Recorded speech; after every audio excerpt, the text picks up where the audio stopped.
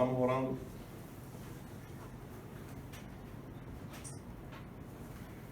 Bendito Dios y Padre, rogamos tu favor para con nosotros en este día.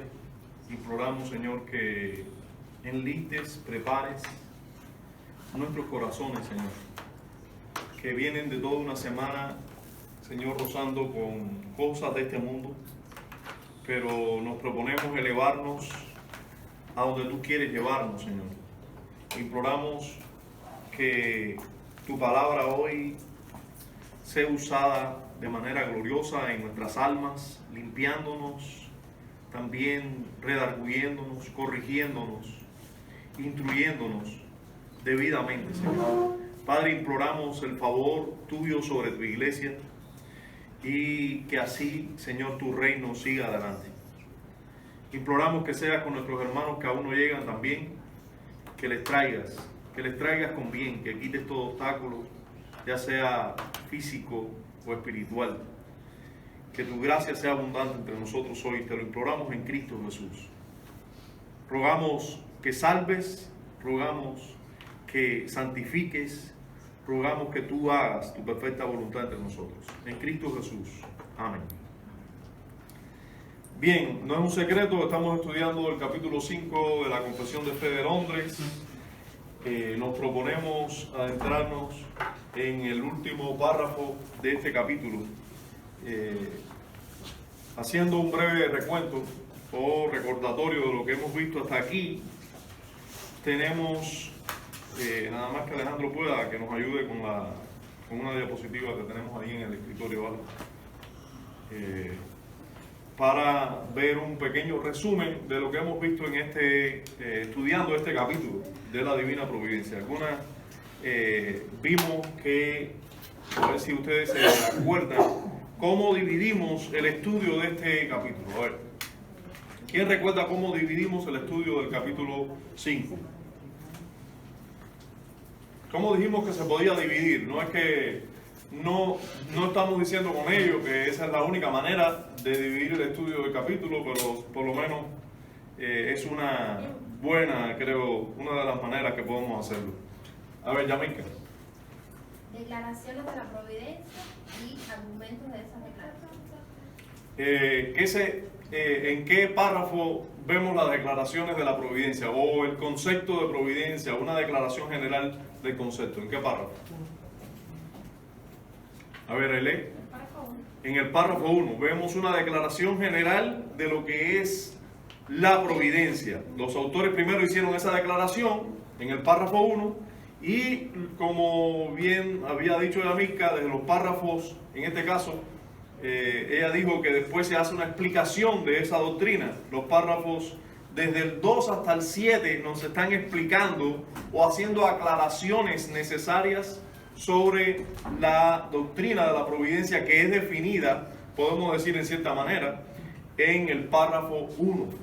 Entonces, así queda dividido, pasa la diapositiva, queda dividido, bueno, la declaración resumida de la doctrina en el párrafo 1, donde vimos quién es el autor de la providencia, el fundamento de la providencia, la esencia, los objetivos de la providencia, la naturaleza de la providencia. Seguimos, la otra diapositiva. La compatibilidad de la providencia, las causas determinantes de la providencia de Dios y la meta de la providencia. Vimos todo eso en el párrafo 1, donde se habla en general del concepto de la definición de la divina providencia. Ahora, a partir del párrafo 2, vemos, y hasta el 7, algunas aclaraciones o principales preocupaciones acerca de esta doctrina.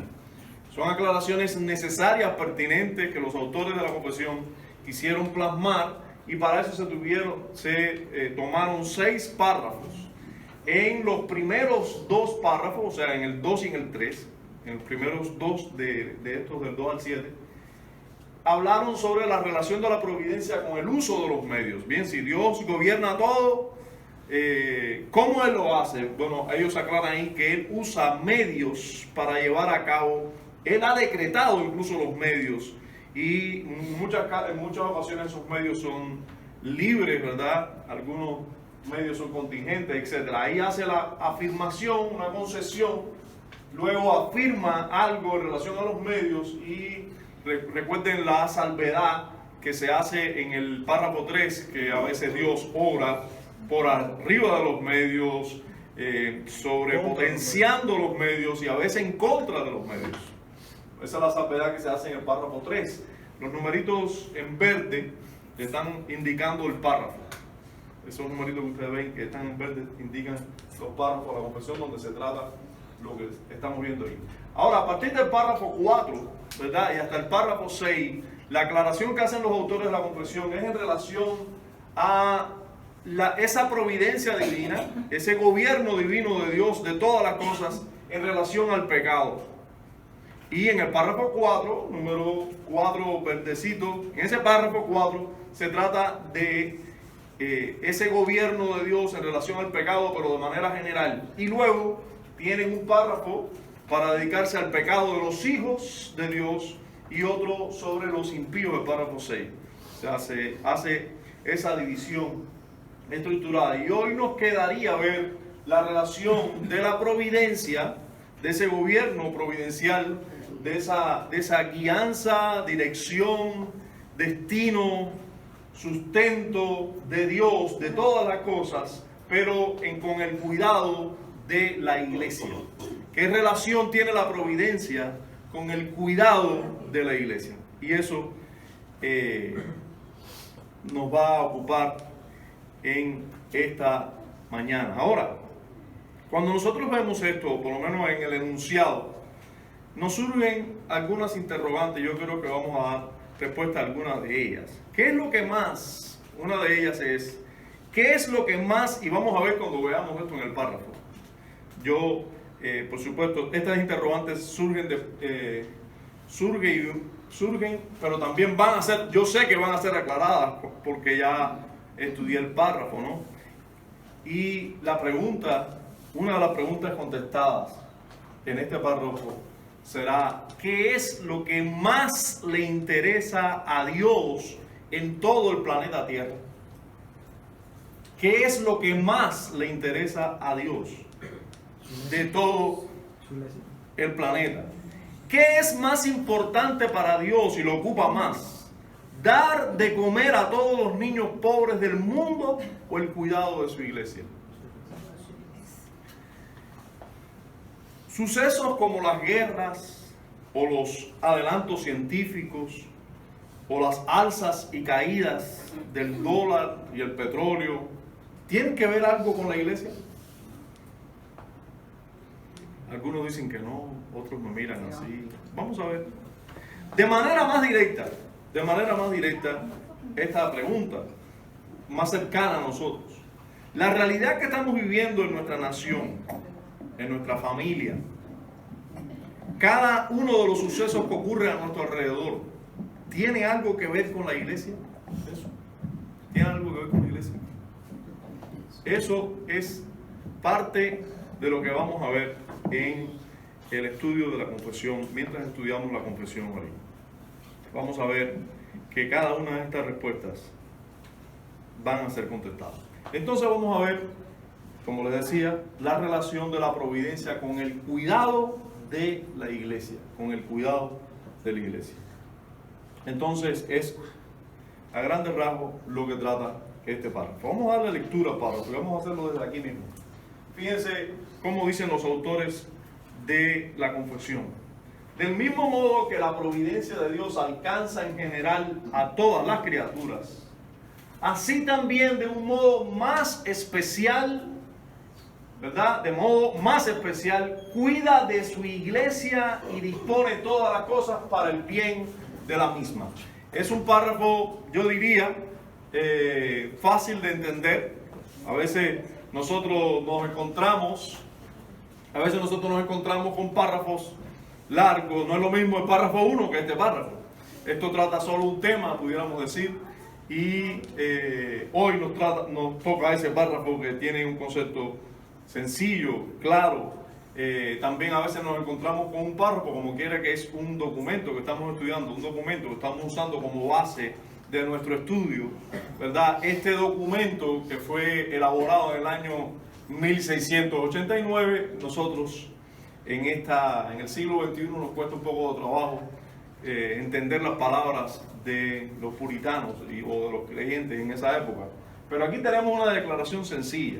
Del mismo modo que la providencia de Dios alcanza en general a todas las criaturas, así también de un modo más especial, ¿verdad?, cuida de su iglesia y dispone todas las cosas para el bien de la misma, o sea, de la iglesia. Todas las cosas para el bien de la iglesia. Entonces vamos a ver, ¿verdad?, qué relación tiene la providencia, el gobierno de Dios con la iglesia. Bueno, vamos a ver que lo primero que los autores nos aclaran, o el primer tema que tratan, es la diferencia del cuidado de todas las criaturas con el cuidado de la iglesia. O sea, los autores de la confesión hacen una diferenciación entre el cuidado que Dios tiene de todas las criaturas, ¿verdad?, con el cuidado que Dios tiene de su iglesia. ¿Dios cuida a todas las criaturas? Sí, Dios cuida a todas las criaturas. Nosotros, ¿alguien recuerda un texto que nos enseña eso en las Escrituras? Eso sale sobre justo e injusto y... Dice, por aquí me dicen que Dios hace salir el sol, ¿verdad?, sobre justos e injustos, y hace llover sobre buenos y malos. ¿Está bien? Esa es una declaración bíblica que nos habla de eso. Que Él tiene cuidado de las aves, me dicen por allá atrás, específicamente nuestro Señor Jesucristo nos enseñó eso, ¿verdad? Ambas cosas, ambas declaraciones acaban de ser mencionadas. ¿Qué otra declaración hace la Escritura? ¿Qué otro texto usted recuerda que nos habla de ese cuidado de Dios de todas las cosas? Hay un texto que dice que los ojos de Dios velan sobre todo la tierra. Hay un texto que dice que los ojos de Dios velan sobre toda la tierra. ¿Qué otro texto en específico? ¿No recuerdan un salmo? ¿Recuerdan un salmo que trata específicamente del cuidado de Dios, incluso de los animales, de todas las criaturas? ¿Hay muchos salmos? ¿Muchos? Bien, ese se los dejo de tarea entonces. Lo que sí es cierto, hermano, es que Dios tiene cuidado de todas las cosas. Nosotros lo hemos estudiado, hemos venido estudiando esto. Pero los autores de la confesión dicen que hay un cuidado diferenciado, distinto, entre el que Dios hace de todas las criaturas al que Dios hace en relación a la iglesia. Y ellos lo ponen de esta manera. Del mismo modo, o sea, hay una manera en que Dios cuida de todas las cosas, del mismo modo que la providencia de Dios, o el gobierno de Dios, o el cuidado providencial de Dios, alcanza en general a todas las criaturas. Nosotros somos parte de esas todas criaturas. Todos ser es parte de esas criaturas. Dice, así también, o sea, del mismo modo, Dios cuida, pero dice ahora, de un modo más especial. Ellos cotejan ese modo y lo ponen de manera distinta, o le dan un énfasis, y dicen que de un modo más especial cuida de su iglesia. Es interesante que ellos digan esto, porque ¿cómo Dios puede ser más especial en algo que en otra cosa? ¿Dios podrá mejorar su cuidado de todas las cosas con algo? Ellos no están queriendo decir eso. Ellos no están queriendo decir que Dios cuida de las aves, pero de vez en cuando se despreocupa de ellas. Y entonces sí nunca se despreocupa de su iglesia. Ellos no están diciendo que el cuidado de Dios sobre la iglesia es más suficiente, constante, perfecto, que sobre las demás criaturas. No. El cuidado de Dios sobre todas las cosas es perfecto, es suficiente, es constante, es perfecto. No hay nada que añadir a ese cuidado.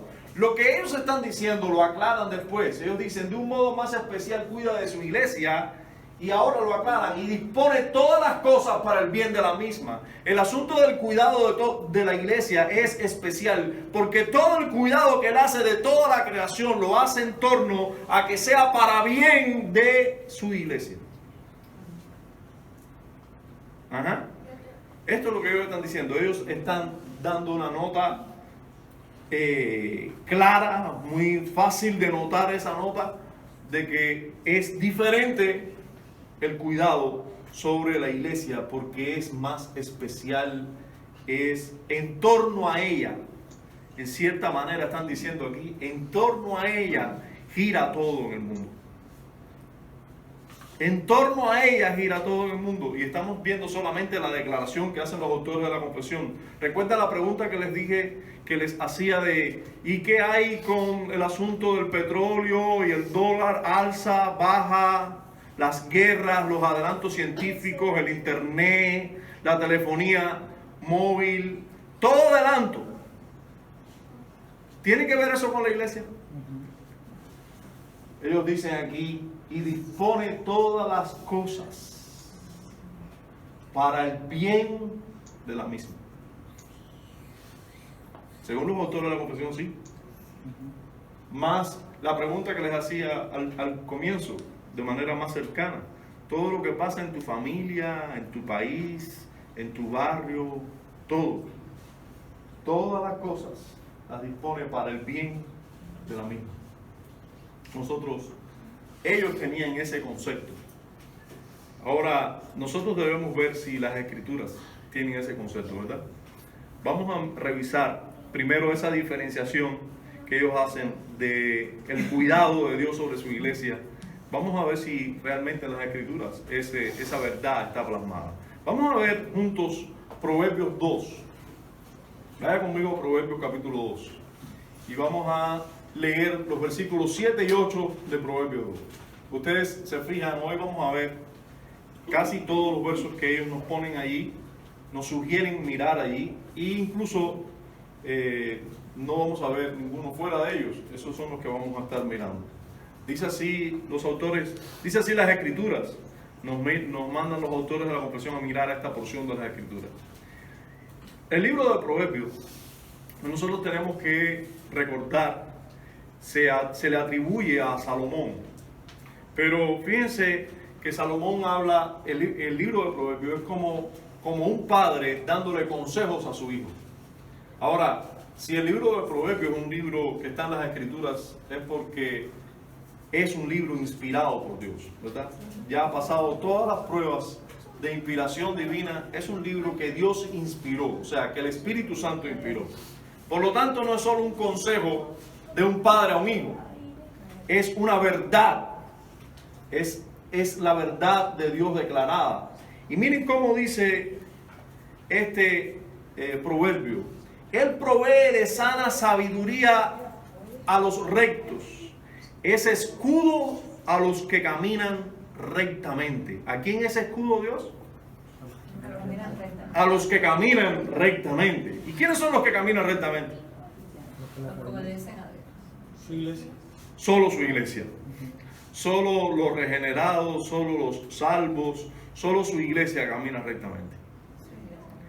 Es el que guarda las veredas del juicio y preserva el camino de ¿quién? De sus santos. Hermanos, nuevamente, no quiero perderme en estos conceptos, pero no quisiera que usted se perdiera tampoco. La escritura, usted va a ver que le llama santos ¿a quién? A los muñecos que las personas ponen en altares en su casa. A los muertos. ¿A los muertos? No. La escritura le llama santos a los que son parte del pueblo de Dios. Han sido apartados por Dios. Esa es la palabra santo. Quiere decir apartado, cortado, apartado del mundo para Dios. Son personas que Dios llama a ser parte de su pueblo, y para eso nosotros sabemos por toda la revelación de las escrituras que Dios los resucita de entre los muertos, espiritualmente hablando. Dios les da la vida de su Hijo, Dios les imparte vida espiritual, Dios les hace obedientes porque Dios pone su ley en sus corazones, Dios les hace que le obedezcan. A esas personas Dios les llama santos. La escritura les llama santos. Esas personas nunca pecan. ¿Se les llama santos porque nunca pecan? No, no se les llama santos porque nunca pecan. Se les llama santos porque han sido apartados por Dios para Él. Pero aún Dios les deja en su naturaleza pecaminosa. Nosotros sabemos porque ya lo estudiamos específicamente en el párrafo 5, ¿verdad?, de este capítulo, que en ocasiones Dios los deja, incluso que los pecados tomen parte en ellos y caer en horribles faltas, en horribles pecados. Pero nosotros sabemos que en ocasiones Dios los deja, pero la mayoría del tiempo Dios los sostiene, ¿verdad? Esos no practican el pecado. No, los santos no andan practicando el pecado. Los santos andan viviendo para Dios. Ese es cuando tú miras su vida no es una vida de pecado, su vida es una vida que se puede ser definida de esta manera: son santos. ¿Ya? Son personas apartadas para Dios. Ahora, ¿Él preserva a quién? ¿A todo el mundo? No. Bueno, dice la Escritura, Él preserva el camino de sus santos. Él tiene un cuidado especial. Fíjense que si usted se fija, si usted lee todo el proverbio, usted se va a dar cuenta que constantemente Salomón, inspirado por el Espíritu Santo, está diferenciando el camino del justo del camino del pecador. Y le dice a su hijo, toma este camino. Y una de las razones por las cuales le dice, toma este camino, es porque Dios es su escudo. Él es escudo al que camina rectamente. Pero también Dios preserva el camino de los santos. Le está dando razones por las cuales Él debería apartarse para Dios, debería ser un santo también. Ahora, vamos a ver Amós capítulo 9, versículos 8 y 9. Amós 9, versos 8 y 9. Ya aquí lo tenemos, dice, he aquí los ojos de Jehová, el Señor, están contra ¿quién? Contra el reino pecador, y yo lo asolaré de la faz de la tierra, mas no destruiré del todo ¿a quién? A la casa de Jacob, dice Jehová. Entiéndase por la casa de Jacob, el pueblo de Israel, el pueblo de Dios. Porque he aquí yo mandaré y haré que la casa de Israel sea zarandeada entre todas las naciones, como se zarandea el grano en una criba y no cae un granito en la tierra. Hermano, es interesante este pasaje, y cada uno de los textos que los autores de la confesión nos sugieren son interesantes. Yo les he dicho a ustedes en otras ocasiones que una de las características, o sea, todo estudio temático, ¿a qué me refiero con un estudio temático? Me refiero a un estudio cuando estamos viendo toda la Escritura, pero por temas específicos. Ahora estamos estudiando el cuidado providencial de Dios sobre su iglesia, ¿verdad? Cuando hacemos un estudio así, tenemos que tener sumo cuidado en el uso que hacemos de las Escrituras. ¿Por qué? Nosotros si nosotros tuviéramos, en vez de la Confesión de Fe de Londres delante de nosotros tuviéramos un documento llamado el Atalaya,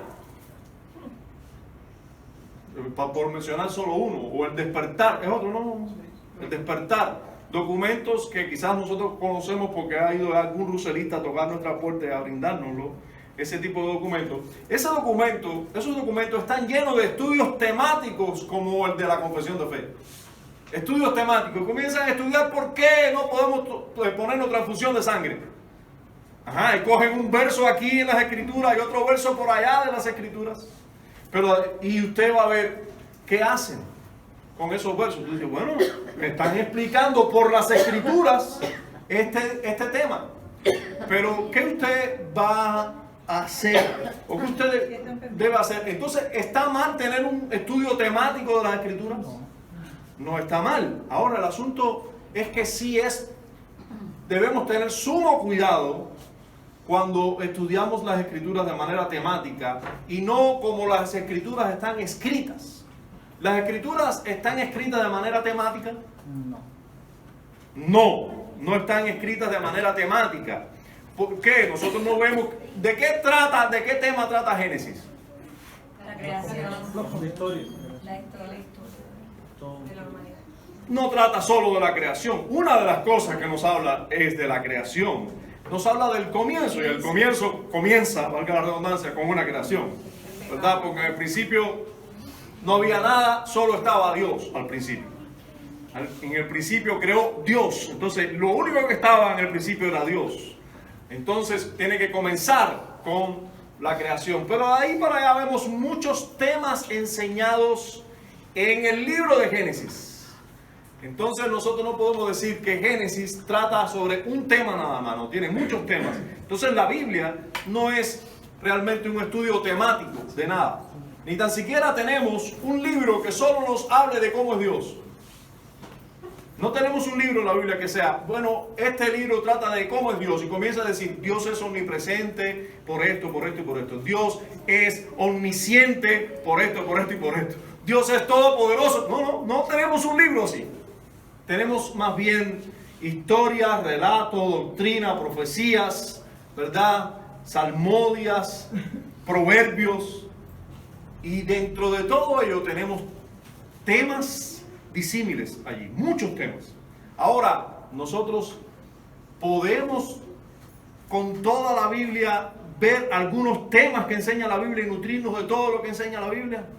Sí, podemos hacerlo. Sí, claro que sí, podemos hacerlo. Nosotros vemos que Jesús enseñó de esa manera. Nosotros vemos que los apóstoles enseñaron de esa manera cuando enseñaron distintos temas. Entonces, la misma Escritura nos da la aprobación de que nosotros podemos estudiar así las Escrituras también.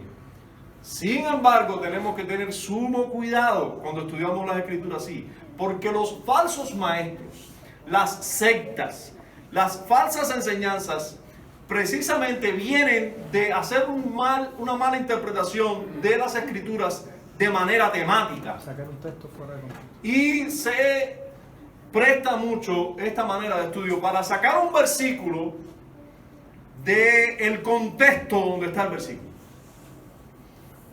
Recuerdo haber leído esta semana una frase de Paul Washer, donde le dicen a él, las personas me dicen frecuentemente, no juzguéis para que no seáis juzgados. Y yo le respondo, y no tuerzas las Escrituras para que no seas como Satanás. O sea, las personas están diciendo, tú andas por ahí juzgando a la gente. Y vas a ser juzgado entonces. Y él le dice, eso que tú estás diciendo, que yo ando por ahí juzgando de la manera que la Escritura dice, no juzguéis y no serás juzgado. Tú estás aplicando mal el texto.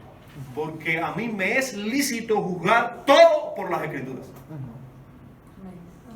Pero tú lo que estás haciendo es tomando ese versículo, no juzguéis para que no seáis juzgados, sacándolo de su contexto, torciéndolo y tirándomelo a mí, torcido. Y ese es el papel de Satanás. Torcer las Escrituras. A su propia perdición. Porque ese texto está hablando... Bueno, no puedo explicar bien el texto porque entonces no vamos a terminar aquí. Lo que sí es cierto, hermano, es que nosotros tenemos que tener sumo cuidado cuando tomamos un texto así aislado para demostrar una verdad.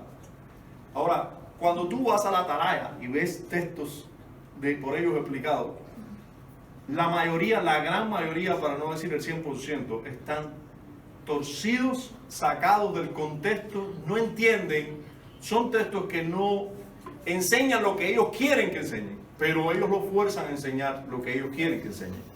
Ahora, cuando tú vas a un texto que nos sugieren artículos realmente bíblicos y con un verdadero estudio, con un correcto estudio temático como el que tenemos delante, que ya lo hemos comprobado por años aquí estudiándolo, nos encontramos lo contrario. O sea, nos encontramos, cuando tú lees en el Atalaya un versículo, que lees el contexto, te das cuenta que el versículo no enseña lo que ellos quieren que enseñe.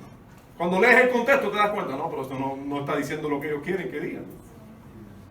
Ahora sucede lo contrario cuando tú vas a la confesión de fe y vas a los versículos que ellos nos sugieren. Cuando tú lees antes y después y te ubicas en el contexto, tú dices, pero queda mucho más claro. Queda mucho más claro ahora. Ahora sí puedo entender más lo que ellos nos quieren decir.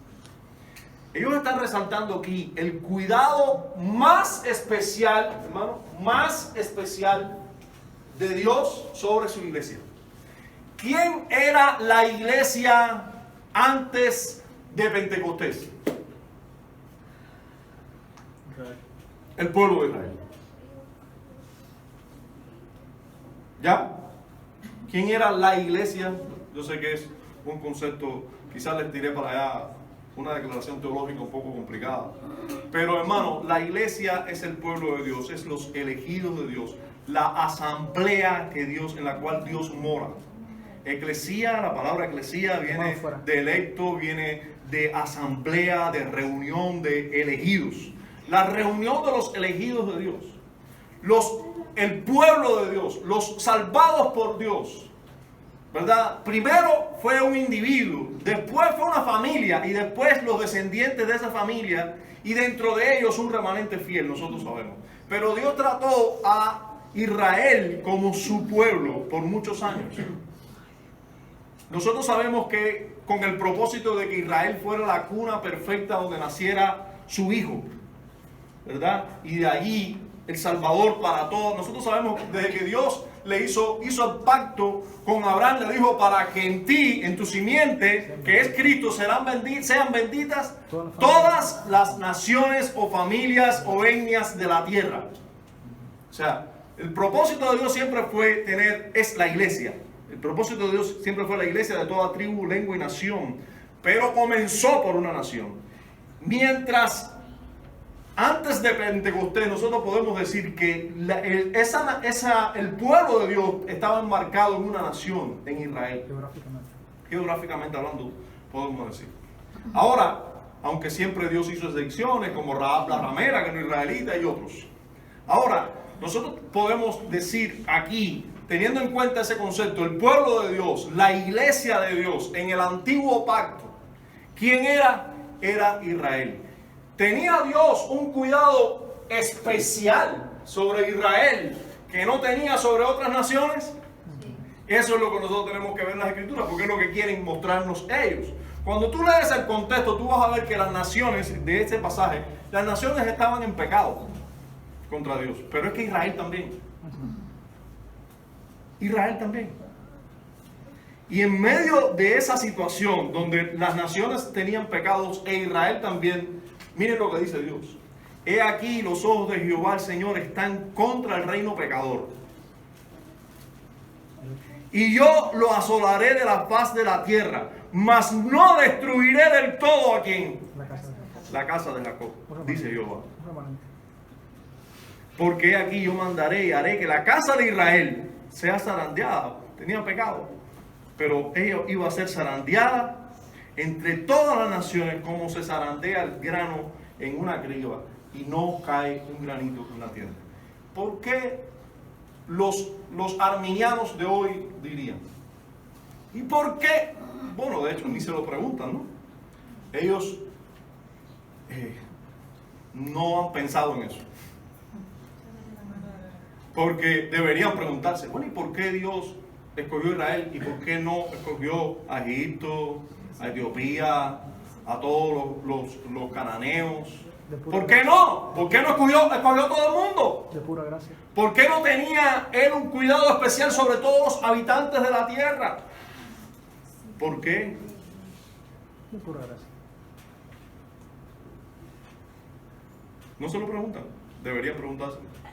Dios siempre ha escogido de entre la tierra, de entre todas las naciones, a un pueblo para salvarlo y mostrarle su misericordia, su amor, su bondad. Así le ha placido. Bien, vemos aquí claramente un cuidado especial de Dios sobre un pueblo. Vamos al Nuevo Testamento ahora para verlo un poquitico más claro. Siempre nos gusta más el Nuevo Testamento, ¿verdad? No, realmente la revelación es mayor. O sea, tenemos la revelación completa en el Nuevo Testamento, completa la que vamos a tener aquí, ¿no? De este lado de la eternidad. Dice la Escritura que un día vamos a conocer como fuimos conocidos, que ahora conocemos en parte. Pero bueno, toda la parte que Dios ha querido que nosotros conozcamos hoy, ya Él nos lo ha revelado en su palabra. Amén. Recuerden que Dios en otros tiempos nos habló por los profetas, por los padres, ¿verdad? Pero ahora, en estos postreros días, nos ha hablado ¿por quién? Por el Hijo.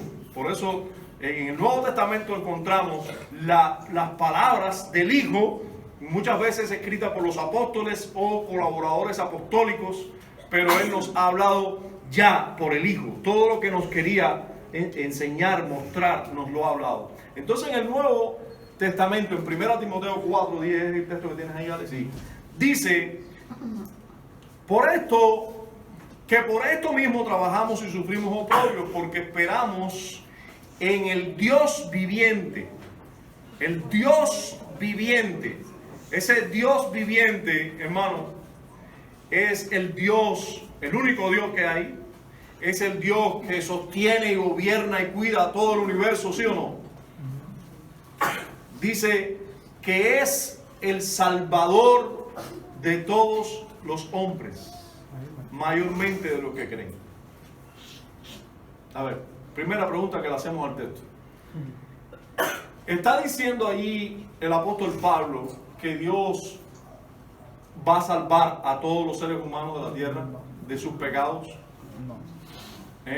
No. ¿Verdad que no? No puede estar diciendo eso, porque en otras porciones de las Escrituras dice claramente que muchos son llamados y pocos escogidos. Dice que en el día del juicio se apartarán a la izquierda a un grupo y otro a la derecha, y a uno se les dirá, apartados de mí, malditos, porque no hiciste esto, ni esto, ni lo otro. Entonces, visiblemente no todos los hombres son salvos, no es de todos la fe, dice la Escritura también, etcétera, etcétera. Ahora, ¿en qué sentido Dios, el Dios viviente, Dios es el Salvador de todos los hombres? ¿En qué sentido? No. Escuchen mi pregunta. ¿En qué sentido? Disculpen, es que me fui con una respuesta. A lo mejor otros me contestaron bien, pero escuché una respuesta por aquí. Escuchen bien. ¿En qué sentido Dios, el Dios viviente, es el Salvador de todos los hombres? A ver, Adrián. No, el que solamente esa salvación Dios la ha dado a los hombres, más ninguna otra criatura. Al hombre en general. Tampoco es en ese sentido que está hablando aquí el texto. El texto aquí no está hablando en ese sentido. Aunque evidentemente a la raza humana fue que se le brindó la salvación. A los ángeles no, es lo que está diciendo Adrián. A los ángeles no se le brindó salvación. No hay posibilidad de salvación. A la raza humana sí. Pero no es en ese sentido que Dios es salvador de todos los hombres. A ver, Ailey. Creo que en el sentido de que Él sostiene, dirige y gobierna todo. Exacto, hermano. Miren, yo le pregunto, ¿cuántos de sus familiares no son cristianos? Muchos, ¿verdad? Desgraciadamente. Yo les pregunto, ¿ellos diariamente respiran? Sí. Ajá, ¿comen? Sí. Dios les da muchas cosas que no merecen. Incluso en muchas ocasiones los libra de muchas circunstancias, unas que nosotros podemos ver y palpar, otras que no podemos ver ni palpar. Dios es el Salvador de todos los hombres. En ese sentido, Dios sostiene, cuida, protege a todos los hombres. Los cristianos y los no cristianos, todos, Dios los sostiene, los cuida, los protege. Si cuida de las aves, ¿cómo no cuidará de los hombres? Dios protege a todos, cuida a todos, salva en ese sentido a todos. Ahora, Dios protege, cuida, salva a todos, pero mayormente es el Salvador de los que creen. Sí, mayormente de los que creen. Nosotros tenemos que entender esa verdad. Esa es una verdad enseñada como un gran principio que debemos tener en cuenta. Bien, los autores de la confesión de fe nos hacen esa diferenciación entre el cuidado que Dios tiene de todas las criaturas, y hacen una diferenciación marcada en que tiene un cuidado especial de su iglesia. Ahora, ellos también, en la última porción de esa oración, dicen el objetivo de esa disposición de todas las cosas, de ese cuidado especial. Y de cómo ellos hablan del objetivo de por qué Dios, cómo Dios gobierna todo, con qué objetivo. Y así apoyan el planteamiento que hicieron arriba diciendo que el cuidado que él hace de la iglesia es especial en relación a las criaturas. Y así terminan diciendo, él dispone todas las cosas para el bien de la misma. Miren, hermano, si Dios, lo que están diciendo aquí es que Dios gobierna toda la creación, pero de manera especial su iglesia. Y tal es así que todo el gobierno que nace de todo es para bien, para el bien de esta misma que hay aquí, en la iglesia. Todo el bien, todo el cuidado, todo el gobierno providencial de Dios es para cuidar a su iglesia. Yo le decía a un hermano en esta semana, el párrafo que nos toca el domingo es el más breve y sencillo. Y él me decía, pero yo considero que es el más importante, porque nos dice todo el gobierno providencial de Dios, ¿en torno a qué es? Bueno, todo es para bien de la iglesia. En primer lugar, para no decir una herejía porque estamos enseñando lo que estamos enseñando, para bien de Él mismo. En primer lugar, para gloria de su nombre. Porque todo cuidado que Él hace de su iglesia es para exaltar su amor, para resaltar su misericordia, porque ninguno de nosotros ninguno de nosotros se merece un cuidado especial. Ninguna iglesia, ningún miembro de su iglesia se merece ese amor y ese cuidado especial providencial de Dios para bien de nosotros. Bueno, y por supuesto que ellos nos remiten a un texto que nosotros conocemos bien, ¿verdad? Romanos 8:28. Romanos 8:28, ¿cómo comienza? Y sabemos. Qué importante es que nosotros lleguemos a ese nivel de conocimiento que tenían los romanos, los cristianos en Roma. ¿Sabe? Usted se convierte hoy y ya mañana usted debe saber eso. Amén. ¿Usted está viendo? Mañana ya usted debe saber que el Dios que gobierna cielo y tierra, que todo lo que ocurre, aunque Él use medios para ello, y aún los pecados son usados para bien de la iglesia, tú debes saberlo. Que todas las cosas, a los que aman a Dios, ¿verdad? A esos que aman a Dios. ¿Quiénes son los que aman a Dios? ¿Y por qué lo aman? Él los amó primero. Porque Él los amó primero. Ese es el coro que yo quería escuchar. Porque Él los amó primero. Sí, hermano. Nosotros, los amados de Dios, somos amados porque Él nos amó primero. No es que nosotros hayamos amado a Dios, sino que Él nos amó a nosotros primero. ¿Recuerda lo que Jesús le dijo en cierto momento a sus discípulos?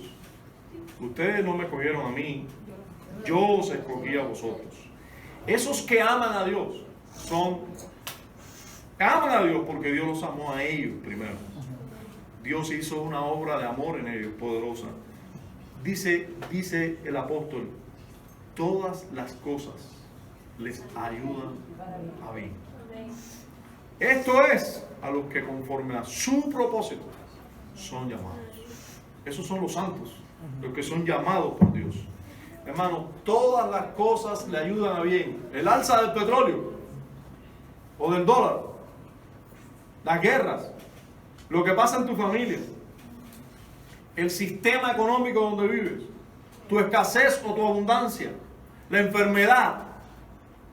¿Hay alguna excepción en todos, todos? No, todas las cosas. Todas las cosas ayudan a bien a los que aman a Dios. A los que aman a Dios. Hermano, ese dicho, yo recuerdo que yo era parte de tener ese dicho. Siendo un converso decía, todo lo que sucede conviene. Pero ese dicho es equivocado. Conviene al propósito de Dios y conviene a los hijos de Dios. Pero no conviene. A un inconverso no conviene. No le conviene todas las cosas.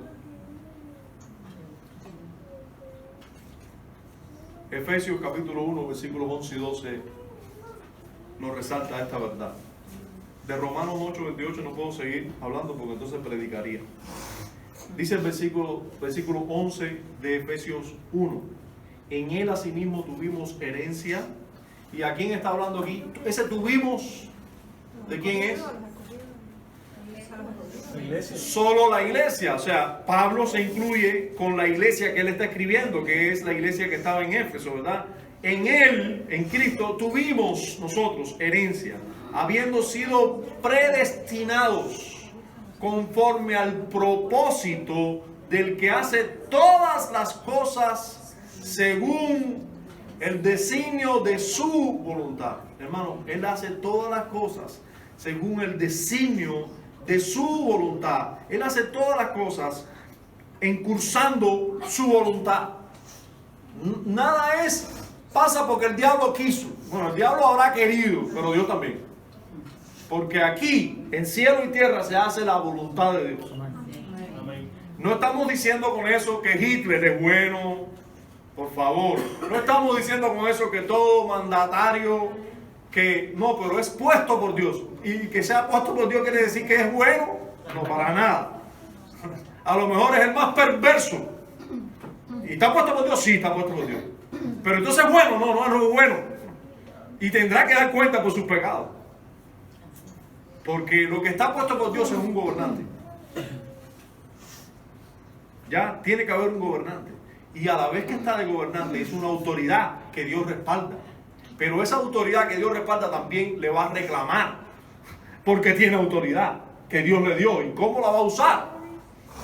Usted sabe que cada autoridad está puesta por Dios. Y si está puesta por Dios, debería contar con Dios para gobernar. Es delegado. ¿Usted sabe eso?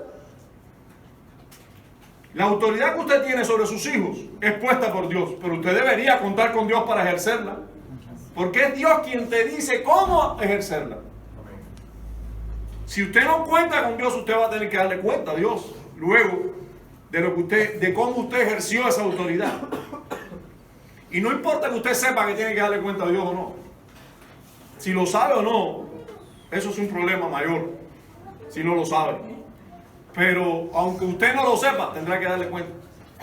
Usted sabe que si usted viola una ley de tránsito y mata a una persona, usted va a cumplir muchos años de cárcel. Aunque usted diga, yo no me sabía esa ley del tránsito, no importa. No importa que no te la supieras. No importa. Vas a tener que cumplir. Lo sepas o no. Entonces sepas o no que vas a tener que darle cuenta a Dios. Los mandatarios de cada nación, sepan o no, que tienen que darle cuenta a Dios. Ellos van a tener que darle cuenta. Debería cada nación ser dirigida con una Biblia en la mano. Sí. Sí. El que hace todas las cosas según el designio de su voluntad, dice, y sometió todas las cosas bajo sus pies. Sometió todas las cosas bajo sus pies. Escuchen bien. Y lo dio por cabeza. ¿A quién? Sobre todas las cosas, ¿a quién? A la iglesia. ¿A quién? A la iglesia. A la iglesia.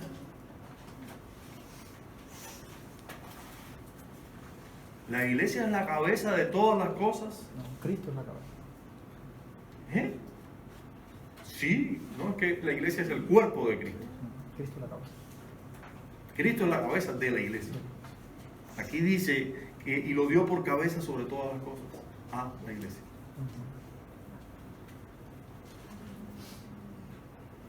Después vamos a la pregunta después. Entonces, hermano, nosotros tenemos que, bueno, si es enseñar, tiene que enseñar en otro punto.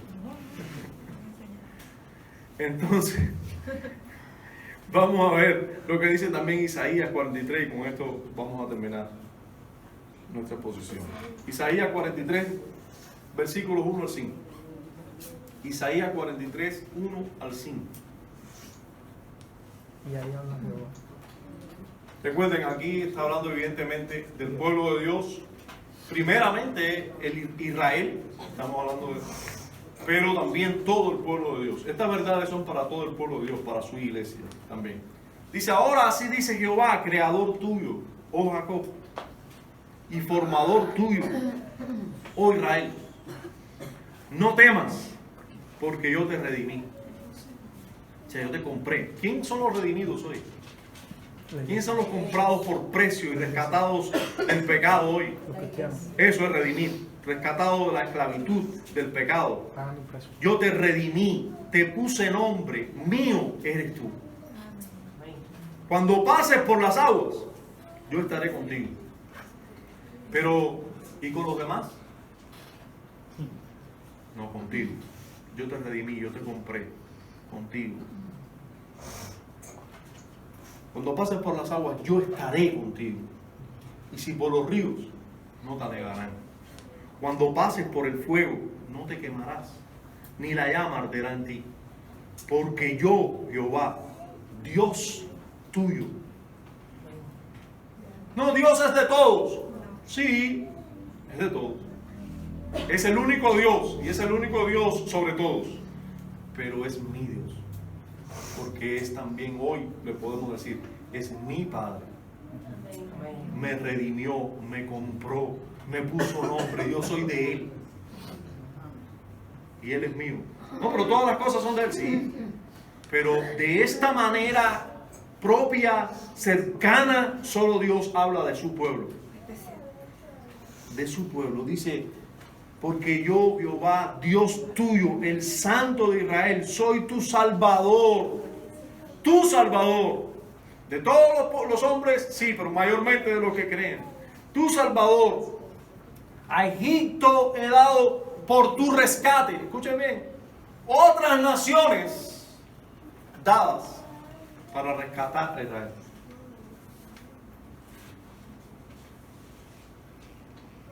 Hay una diferenciación marcada aquí.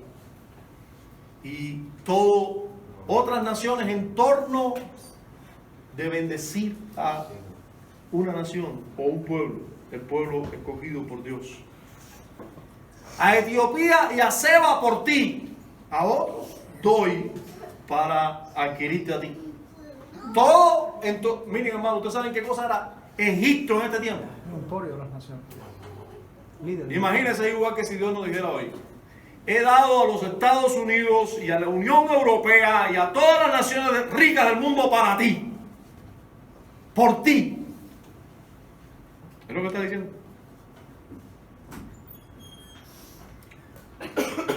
Porque a mis ojos fuiste de gran estima, fuiste honorable y yo te amé. Y daré pues hombres por ti y naciones por tu vida. No temas, porque yo estoy contigo. Del oriente traeré tu generación y del occidente te recogeré. Aleluya. Hermanos, usted sabe qué está diciéndole Dios a Israel en pocas palabras. Todas las cosas que yo gobierno, todas las naciones ricas y hombres importantes y todo lo que pasa, yo lo dispongo todo, todas las cosas para el bien tuyo. Eso es lo que está diciendo Dios. Gloria a Dios. En otras palabras. Aleluya. Hermano, como hemos visto en todo este capítulo, nada de lo que ocurre en el cielo y en la tierra es por casualidad o se debe al azar. Más específicamente hemos visto en el día de hoy que todo lo que ocurre en este mundo tiene que ver directa o indirectamente con el gobierno que Dios hace de todas las cosas para el bien de su iglesia. Para el bien de su iglesia. Después de mirar y meditar en lo aprendido hoy, podemos entender que todo lo que sucede en el mundo y a nuestro alrededor será en torno al cumplimiento de, uno, la respuesta a la oración del Señor. Fíjense, todo lo que pasa alrededor tuyo, ya sea cercano a ti o más distante a ti, todo lo que pasa en respuesta a la oración del Señor. Sí, cuando el Señor oró de esta manera, el Señor Jesucristo en la tierra, aquí, oró de esta manera: he manifestado tu nombre a los hombres que del mundo me diste. Tuyos eran y me los diste y han guardado tu palabra. Yo ruego por ellos, no ruego por el mundo, sino por los que me diste, porque tuyos son, y todo lo mío es tuyo, y lo tuyo mío, y he sido glorificado en ellos. Y ya no estoy en el mundo, mas estos están en el mundo. Y yo voy a ti, Padre Santo, a los que me has dado, guárdalos en tu nombre. Cuando estaba con ellos en el mundo, yo los guardaba en tu nombre. A los que me diste, yo los guardé y ninguno de ellos se perdió. No ruego por los que los quites del mundo, sino que los guardes del mal. Amén.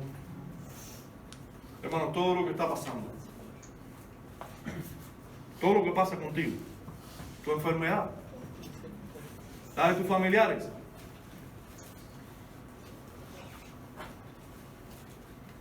lo bueno y lo malo, Dios te está guardando.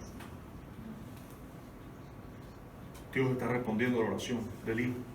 A la diestra del Padre, nuestro Señor Jesucristo, aún ora, intercede por nosotros. Con apariencia humana, Él, la cabeza de iglesia, está intercediendo por su iglesia. Amén. En cierta manera, aquí se nos da un vestigio de lo que consiste su intercesión por nosotros. No que nos quite del mundo, pero sí que nos guarde del mal. Amén. Y a veces son malos sucesos. A veces son malos gobiernos. A veces son malas decisiones nuestras. Pero todo es para guardarnos del mal. Amén. Todo. Bendito En segundo lugar, todo este gobierno divino es en torno al cumplimiento de los propósitos divinos en la historia. Y esos propósitos divinos en la historia lo vemos claramente en su palabra. Yo recuerdo haber visto también esta semana, doy gracias a Dios y debemos dar gracias a Dios por todo lo que Dios nos está enseñando, ¿verdad? Todo el tiempo. No debemos aprender solo el domingo. No solo debemos aprender en el día del Señor. Todos los días debemos someternos a su palabra y a estudios de su palabra y a libros que están correctamente enseñando su palabra. Hermanos, nosotros tenemos que ponernos a la palabra de Dios.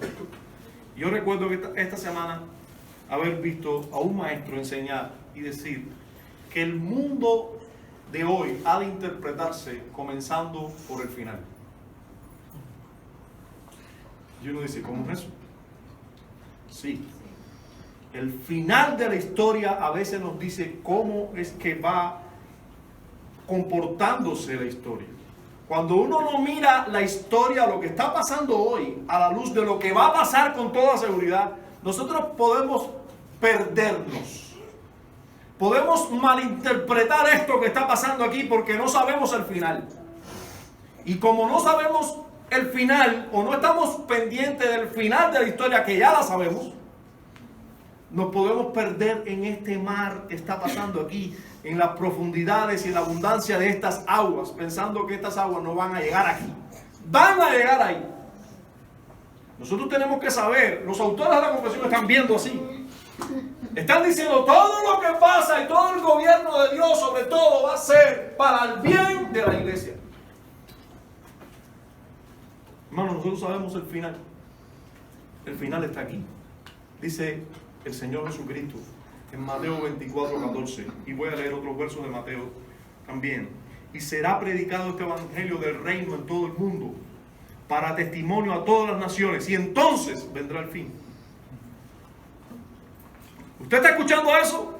Esas son las declaraciones del Señor Jesucristo de lo que va a ocurrir en la historia antes del fin. ¿Qué ocurrirá durante toda la etapa de la historia? ¿Qué es lo más importante? ¿Qué es lo que mira el cielo? ¿Qué es lo que debemos estar pendientes y ocupados en? Y será predicado el evangelio del reino en todo el mundo para testimonio a todas las naciones, y entonces vendrá el fin. Mateo 24, 29 al 31 sigue el tema y dice el Señor Jesús: e inmediatamente después de la tribulación de aquellos días, el sol se oscurecerá y la luna no dará su resplandor y las estrellas caerán del cielo. Este es el fin, hermanos. Así ocurrirá en el fin, y las potencias de los cielos serán conmovidas. Entonces aparecerá la señal del Hijo del Hombre en el cielo. Y entonces, entonces lamentarán todas las tribus de la tierra.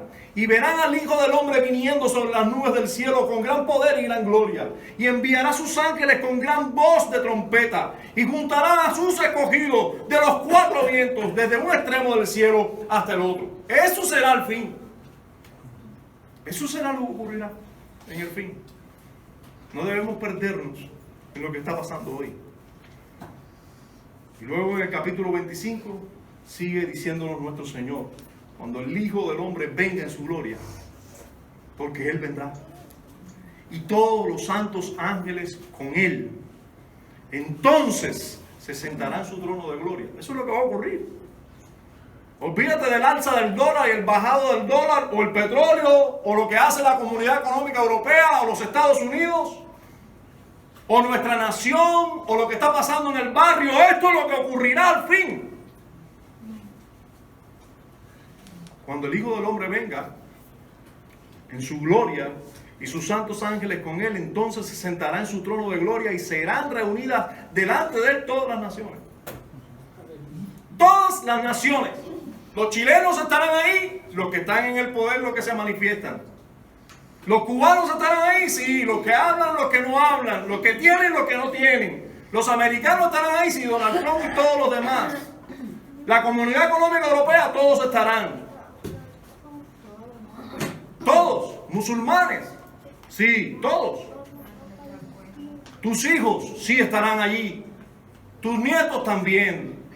Tú y yo estaremos allí. Con toda seguridad. Vamos a estar allí, en ese trono, delante de ese trono. Serán reunidas delante de Él todas las naciones. Y apartará a los unos de los otros. Ese día habrá una gran división. Una división que ya existe, lo que no se ve, pero existe. Ese día se hará esa división marcadamente. Ese día se apartarán los unos de los otros, como aparta el pastor las ovejas de los cabritos, y pondrá las ovejas a su derecha y los cabritos a su izquierda. Pero todos vivían mezclados. Habían algunos en países muy pobres, otros en países muy ricos. Unos con ciertas ideas, otros con otras. Pero ese día van a ser divididos de otra manera. No entre pobres y ricos, países así o asados, barrios así o asados. Ni por lengua o idioma serán divididos los cabritos de las ovejas. Porque el pastor es quien los va a dividir. Entonces el rey dirá a los de su derecha: venid, benditos de mi Padre, heredad el reino preparado para vosotros desde la fundación del mundo. Hermano, todas las cosas que Dios gobierna, las gobierna y dispone todo para el bien de la iglesia. Venid benditos de mi Padre. ¿Usted no está viendo? Venid benditos de mi Padre. Desde la fundación del mundo todo esto está preparado para ustedes. Pero Señor, nosotros nos perdimos mirando en el mundo las cosas que pasaban a nuestro alrededor. Ustedes son los benditos de mi Padre, llamados en cierto momento, eran hijos de ira, lo mismo que los demás. Pero ustedes son los benditos de mi Padre, y mi Padre tiene preparado para ustedes esto, para lo cual todo está incursado para que esto sea logrado. Pero no se queda ahí. Dice: entonces dirá también a los de la izquierda: apartaos de mí, malditos, al fuego eterno preparado para el diablo y sus ángeles. Y el final del discurso de nuestro Señor fue: e irán estos al castigo eterno y los justos a la vida eterna. Hermano, eso es el final de la historia, y con esa luz debemos interpretar todo en este mundo. Bendito sea su nombre por los siglos de los siglos. Amén. Amén. Amén. Gloria a Dios. Bien, le voy a preguntar si alguno tiene una duda para darle respuesta Nos quedan 5 minutos para esa respuesta. ¿Alguna duda sobre el tema? Arriba, Arely. No hay dudas. Dale, habla. No hay dudas. Bien, terminamos entonces. Vamos a pedirle entonces a Alejandro que él pase y tengamos juntos la lectura consecutiva de los escritos.